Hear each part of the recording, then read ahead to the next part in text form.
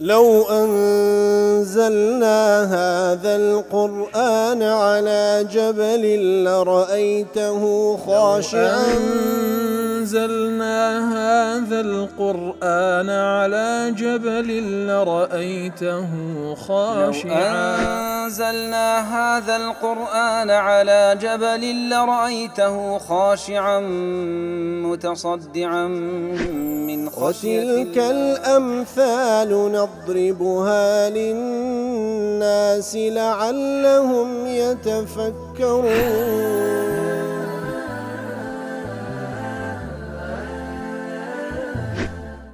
الحمد لله والصلاة والسلام على رسول الله وعلى آله وصحبه ومن والاه. السلام عليكم ورحمة الله.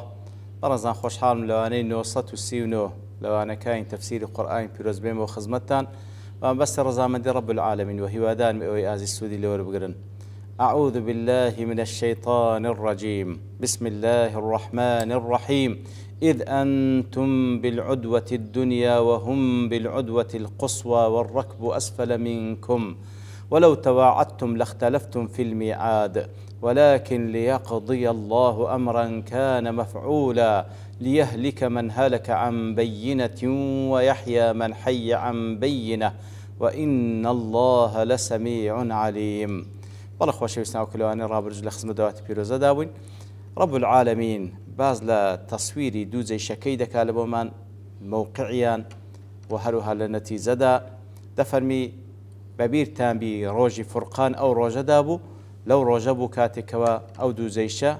كاتكوا قيشنا يكتر لدولي بدر لزيش إيمان دارا لليواري أو دولبون بلاي نزيشي مدينة وزيشي قريشي كان لليواري دولي بدر بون بلا دوركي مدينة وركبوا قافلكي قريشيش لخواروان بسيميل لليواري بحر أجر بموعد دانا بأهو بموعد ندقيشنا يكتري بلام ولكن ليقضي الله أمرا كان مفعولا بلام أويك أخواي قوردي سبحانه وتعالى هر أويان دبيتا وتأويك وأخواي قور بيستي لسر هر أويان زي دبي وكو أخواي قور سبحانه وتعالى ولكن ليقضي الله أمرا كان مفعولا أي ولكن جمعكم الله ببدر على غير ميعاد بينكم واتا وكل تفسير محرر دله ولكن جمعكم الله ببدر الله تعالى أنقول كوكر دول بدر على غير ميعاد بينكم وبينهم ببي وموعدك لنوانتان هبي لبرسي لينصر الله المؤمنين ويعزهم ويهلك الكافرين ويذلهم تاوكو إيمان داران بسر بيخي عزتيان بي بخشي وكافر كان بهلاك ببا زليل ورسبان بك وكان ذلك قضاء مقدرا لا بد من وقوع إثر أوي رويدا قضاء مقدر وخاي قول داينا بود دبار روبدا بلا وكو هل درجي تفسير كيدا لا محرر دلي كانت تدل على تحقق ثبوت معنى خبرها لاسمها من الماضي كان ذلك وكو دفرميتا ولكن ليقضي الله أمرا كان مفعولا دفرمي كانك لبوتسية بلقي لسر أويك خبرك دبي روبداتا لو بصيغي ماضي هاتيا فمعنى كان مفعولا أنه ثبت له في علم الله أنه يفعل لعلم إخوائي قول سبحانه وتعالى دا هاتبو أوشت دبي بكري وعبر بقول مفعولا لتحقق كونه إتر ليقضي الله أمرا كان مفعولا كوافعلا أوشت علم إخوائي قول دا هاتبو دبوا روبدا باسن دفرمي وكو فرميتن ولكن ليقضي الله أمرا دفرمي بنكرة هاتية بعدين بنكرة هاتية لبو تعظيمة شتيق روبدا شتيشي قولك خواي قول ويستي لسربو دبوا روبدا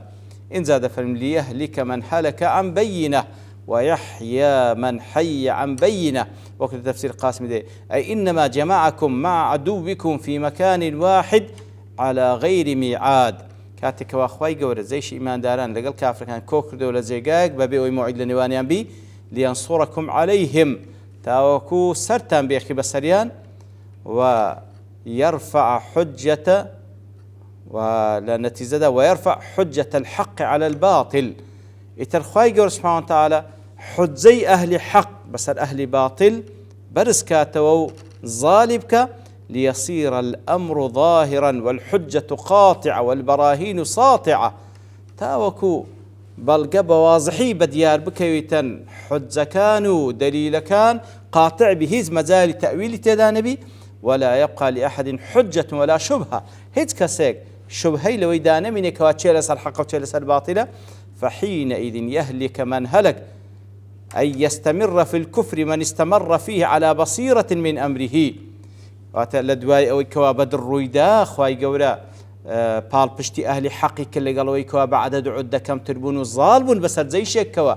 جەیشی کوفر بوو بەعەدەد عودەش لەوان زیاتر بوون اینجا لە دوای ئەوەش کەوا خوای گەور بە ئاشکرا ئەوەی نیشانی خەڵکیدا ئیتر لە دوای ئەوە کەسێک لە ئەهلی کوفر بەردەوام دەبی لەسەر کوفر بە بەرچاوڕوونی بەردەوام بزانی ئەویان لەسەر کوفرە و ئەنەهم مبطلون لقيام الحجة عليه بابزاني لسر باطل وخواي قوري قام الحجة لسر كردية ويؤمن من آمن عن حجة وبصيرة ويقين وإيمان داران أوي كذا شوي إيمان بيني بصاروني وبحجة وبيقين بأنه دين الحق تاوكو شكو قمان نمني أو ديني بيغم صلى الله عليه وسلم دين حق الذي يجب الدخول فيه والتمسك به أو دين حق وبيويست إنسان بستناوي وهروها دستي بيو بقري وذلك أن ما كان من وقعة بدر من الآيات الغر المحجلة التي من كفر بعدها كان مكابرا لنفسه مغالطا لها كاتو إلا بدر رويدا بلقبوا لسر أوي بلقي زرون وآشكرابون لسر أو دين حقي كوا بيغمبر صلى الله عليه وسلم هنايتي ولسر باطلي أهلي قريش وسراني قريش ئیتر لە دوای ئەوە هەر کەسێک کوفر دەکاتن ئەو با بزانیتن کوفرەکەی لەبەر ئەوەی نییە کەوا لۆی ڕۆشنەوەی تۆ مەڵکو لەبەر تەکەبورێکە لە ناو دڵ و دەرونی لێ ئامادە نییە کوفر بەجێ بێڵێ و دان بەو ئیسلامەتی و وهرو ئیمان بەو حەقەی بینێ ئیتر لێردا ليهلك من هلك عن بينه ويحيى من حي عن بينه باس لە ژیان و مردن دەکا الحياة والهلاك استعارة للكفر والإسلام كواتا لێردا کە باز دەفەرم ليهلك من هلك عن بينه ئەوەی کەوا بە هیلاک دەسی بابە بەڵگە و دەلیل بە هیلاک بچی واتەوەی کافر دەبێت وەرە کوفر بە هیلاک چوونە ويحيى من حي عن بينه ئەوەی کەوا دەژیێ بە بەینە و بەڵگەوە بژێ واتە ئەوەی کەوا ئیمان دەینی لەبەرەوەی بەڕاستی ئیمان مایەی ژیانە ژیانی حەقیقی لەو کاتەیدا کەوا ئینسان هەڵگری عەقیدەی تەوحید بی لەبەرەوەی لەو کاتەدا دەزانی چێ خەڵقی کردیە و بەخۆی چێە و واجبی چیە لەو ژیانە و لە چێوە هاتیە و بەرەو چێندەرێ دەچی ئەوە ژیانی حەقیقیە و ئەوەی تریشیان بە مردی حسابە بەڵێ ولكن الله جمعكم وكل تفسير سعدي دەڵێ ولكن واتە الله جمعكم على هذه الحال الله ئەنگۆی کۆ کردو بۆ شێوە ليقضي الله أمرا كان مفعولا أي مقدرا في الأزل تاوكو شتێک کەوا خوای گەورە لە ئەزەلەوە تەقدیری کردبی ئەوە خوای گەورە باڵێن هەر وا دەکات کەوا ڕوو بدا كان مفعولا لا بد من وقوعه کەوا دەبا هەر ڕوو بدا ليهلك من هلك عن بينه أي ليكون حجة وبينة للمعاند ئەوەی کەوا ڕوویدا تاوەکو ببتە حجە و بەینە لە بۆ کەسێک کەوا عنادی دەکا و ئامادە نییە ئیمان بینی فيختار الكفر على بصيرة وجزم ببطلانه كاتكوا كفر هل دبجيري بيوستا بيقين وبزاني أو باطل هل دبجيري فلا يبقى له عذر عند الله هيز عذر شينا من الله إخوائي قولوا بالله نمزاني ويحيى من حي عن بينه لبران برجدا يزداد المؤمن بصيرة ويقينا لبران برجدا بواقعي بدر حتى روج قيامته كبراستي بدر وكو بدرك لا آسماني تاريخ إسلام يزداد المؤمن بصيرة ويقينا براستيك تماشاي حالتي بدر دكي كوا فعلا إيمان دار دبي تمايو كوا زياتر برتساورون تربي ويقين زياتر بي بما أرى الله الطائفتين من أدلة الحق وبراهينه وكوا خواي جور هردو طائفة نشان يعني دا كوا خواي جور بتشيوك بتصلاة خوي تداخل ذكا وإن الله لسميع عليم بيجمان الله تعالى سميع عليم وجو كل تفسيري سعد الله سميع لجميع الأصوات وتهمو دنجك دبستي باختلاف اللغات فهمو زمان كانيش على تفنن الحاجات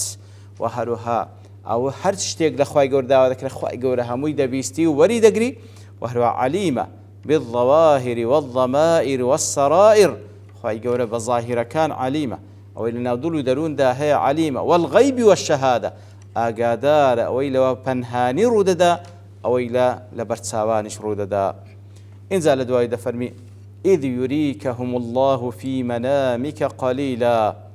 بەڵێ ئینجا خوای گەورە سوبحانەهو وتعالا باز لە خەونێک دەکاکەوە پیشانی پێغەمبەریدا صلی الله عليه وسلم پێشی ئەوەی کەوا ڕوبەڕوو بوونەوە کە ڕووبدا إذ يريكهم الله في منامك قليلا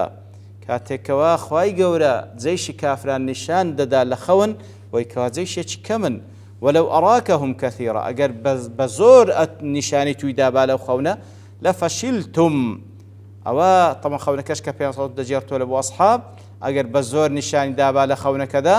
ئەوە مسلمانان تووشی فەشەل و تووشی ئەوەی دەبوونکەوە نسن ڕوبەڕووبوونەوە بکەن ولا تنازعتم في الأمر منازعة لە نێوانتان ڕوودا بچن یان نسن ولكن الله سلم بەڵام الله تعالى سلامەتی کردن لەو منازعە و لەو فەشەلەی إنه عليم بذات الصدور بێگومان الله تعالى ئاگادارە بۆی کە چ لە ناو سینگدا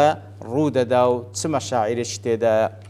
جاوەکو لە تەفسیر قاسمی إذ يريكهم الله في منامك قليلا منصوب بأذكر أو بدل آخر من يوم الفرقان دیسان إذاك علاقة بيوم الفرقان هي ويأخذ هرب بعلاقة بويك أذكر لبير تنبي كاتك وأخواي جور أو خوني بيشان بيغمبر صلى الله عليه وسلم وذلك أن الله عز وجل أراه إياهم في رؤياه قليلا خواي جور خوني شي نشان بيغمبر كيدا صلى الله عليه وسلم هو كوازيش كافرين نشان ده وكواجماريش كمن فأخبر بذلك أصحابه بيغمبر صلى الله عليه وسلم أصحابي خوان لرازبي أقدار كردوا أو خونيان لوجي رايوة فكان تثبيتا لهم وتشجيعا على عدوهم كواتا پیغمبر صلى الله عليه وسلم فرموی خونێکم بینی واتە خوای گەورە رؤيا الأنبياء حق خوای گەورە ئەو خەونەی نیشان دامە کەوا جەیشەکە زۆر کەمن ئیتر ئەو بوو مای ئەوەی کەوا مسلمانان زیاتر خۆڕاگر بن هانیانیدا لە بۆی کەوا زیاتر هجوم ببن لە بۆ دوژمنەکەیان. ئەوە لە تەفسیری قاسمی. لا تفسير محرر إذ يريكهم الله في منامك قليلا إذا قيل كيف يريهم الله قليلا في منامه ورؤيا الأنبياء حق والنبي صلى الله عليه وسلم يعلم أنهم حوالي 1000 باشا دڵێ کولێک بدەین ئەوەی کەوا خوای گەورە سوبحانەهو وتعالى بە کەم نیشانیان دەدا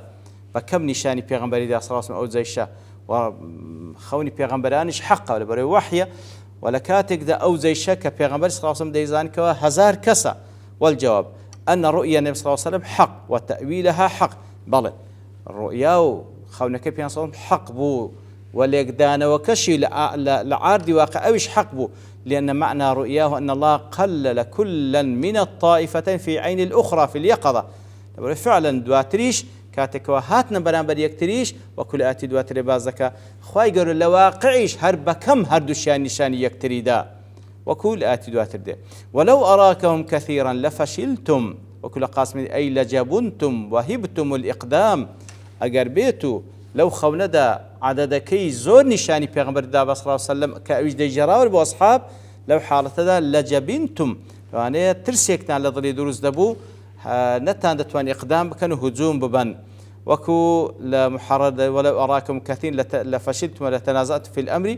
لما كان الرسول عليه الصلاة والسلام محميا من الفشل خذي پیغمبر صلى الله عليه وسلم باريزرا ولو يكواتوشي فشلوا أو حالتان به معصوما من النقائص باريزرا ولو هر صفتش نقصان تدابي أسند الفشل إلى من يمكن ذلك في حقه لو فشل كي ندى حق پیغمبر صلى الله عليه وسلم بل لا فشلتم واتا إيمان داران أصحاب توشي فشل دبون وتوشي أوي دبون كوا جرأت نكن بسن إقدام بكن بلان پیغمبر صلى الله عليه وسلم أوي لنا وشيتو لو صفاتاني نقصاني بشري بهش شويك دورة لو خواي جور خونكي بيشان پیغمبر صلى الله عليه وسلم دفرمي أجر خونكي كبيشان دا بزور نشان دابا أو لنا تزدكا پیغمبر صلى الله عليه وسلم ديجرا أو مسلمانان توشي أو حالة دبون كوانيان دويرا ياخذ إقداميان ندكر بسن هجوم ببن لو لفشلتم لبو أصحاب دقريتونك لبو پیغمبر صلى الله عليه وسلم ولا تنازعتم في الأمر أي أمر الإقدام والإحجام فتفرقت كلمة أجر بزوري نشان دابا لو حالتك ديجرا لبو أصحابيش منازعة لنيوان بيداد هجوم بكن يانكن يتل نتيجة تفرق لنيوان بيداد بو ولكن الله سلم أي عصم وأنعم بالسلامة من الفشل والتنازع بالتأييد وعصمته ما خواهي يقول سلامتي كردن مسلمانانی پاراز لەوەی تووشی فەشەل بن یاخود تووشی منازعە و تەفرقە بن إنه عليم بذات الصدور أي يعلم ما سيكون فيها من الجرأة والجبن والصبر والجزع ولذلك دبر ما دبر الله تعالى دزايت لنا السين قدر دروني مسلمانان وهمو إنسانك داه جرأت دكا ياخد دقريته وياخد ترز ديقري لو يخوي يقول أقادار بوي لنا السين قدر درون داه لو يخوي يقول أخوني بوشي نشان بيغمبر صلى الله عليه وسلم لنتيجة دا أوجب ويقلي يقل أسباب وخو كاركان كوا إيمان داران زيادة معنوياتان برز بيتوا إقدام بكن لبرو بربونوي أو زيشة. وصلى الله وسلم على نبينا محمد وعلى آله وصحبه أجمعين وآخر دعوانا الحمد لله رب العالمين. لو أنزلنا هذا القرآن على جبل لرأيته خاشعا أنزلنا هذا القرآن على جبل لرأيته خاشعا أنزلنا هذا القرآن على جبل لرأيته خاشعا متصدعا من خشية الله. وتلك الأمثال نضربها للناس لعلهم يتفكرون.